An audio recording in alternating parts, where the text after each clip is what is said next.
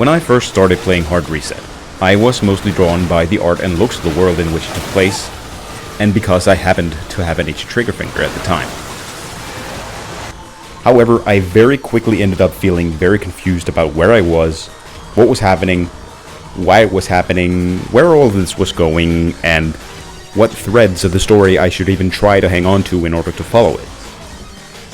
And after that, I quickly found that chasing answers would lead to nowhere anyway. All of the incentives I had to originally play were quickly gone, and I was left with just the trigger finger. It is important to realize that Hard Reset is not a game that makes any attempt to be a masterpiece. Its focus lies purely on the action and the way it looks, and within those realms, it succeeds. And it's a very bare-bones shooter with a lot of old-school influences and some cool visuals. The truth is, however, that the cyberpunk theme of the game serves merely the looks. It is a very pretty skin.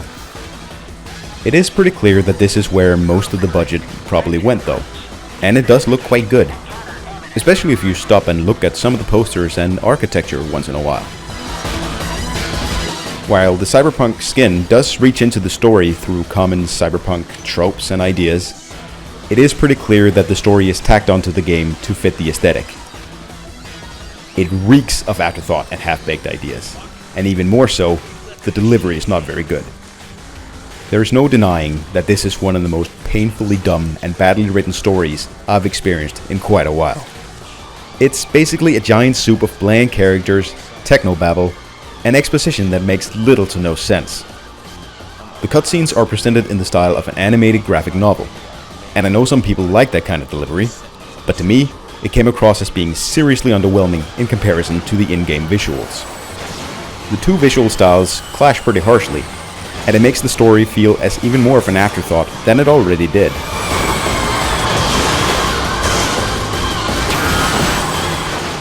Thankfully, the focus of the game's design allows me to forgive the story for being such a clear afterthought.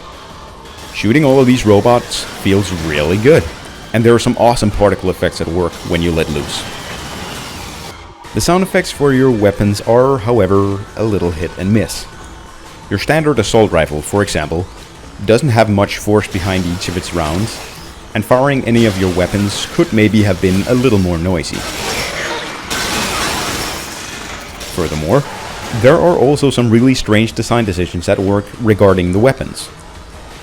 You basically get two different weapons to work with. One projectile weapon and one energy weapon. Each of these and your character can be upgraded for nano points at upgrade terminals. This allows for each gun to have 5 different settings each, but I cannot tell why they did not just include 10 different guns instead.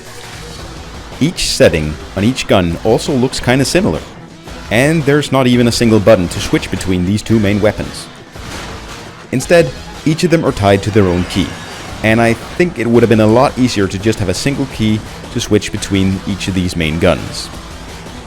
For this reason, you'll end up pressing more keys to select the proper weapon than you really should.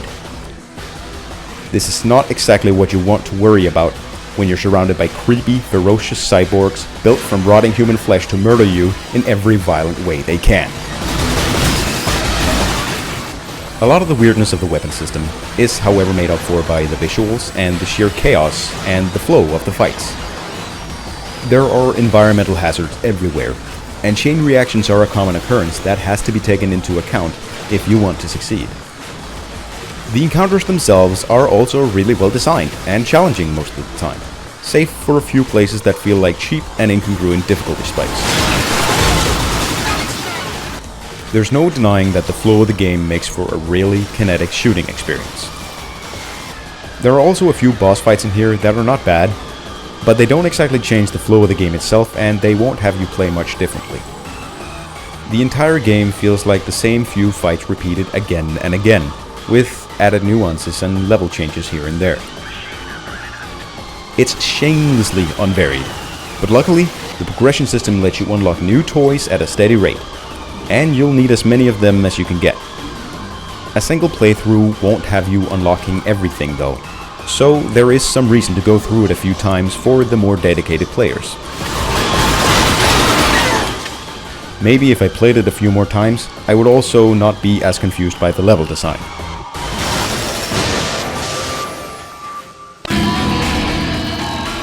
In a few places, backtracking is necessary, but it's not always very clear that this is what you're actually supposed to do. Furthermore, a lot of the environments look incredibly similar throughout large portions of the game, which just adds to the navigational issues. The game would perhaps have benefited from some form of rudimentary map system from time to time. Also, the sprinting feels pretty weird, but the obnoxious blur effect can easily be turned off in the options menu. Another issue is the absence of a crouch button. I know that crouching isn't really what you would ever want in an old school shooter, but sometimes you'll find pickups that you would be able to get if you could just crouch under something, and those moments are really annoying.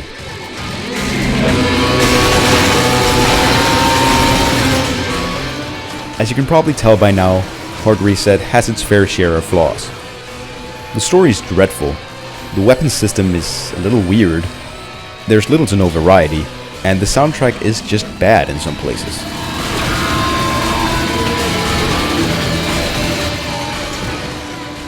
However, I think it's also important to note that this game sets out to do exactly what it says on the tin, and then do those things really well. It's a game that wants to have great fights and cool visuals, and in those departments, it succeeds effortlessly. The campaign isn't very long, but the game isn't exactly very expensive to begin with. And while it lasted, I had a good time with it.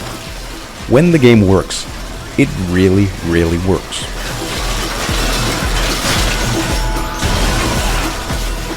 And this is the reason I'd still recommend Hard Reset to any gamer with an itchy trigger finger looking for some cool looking, fast-paced fun.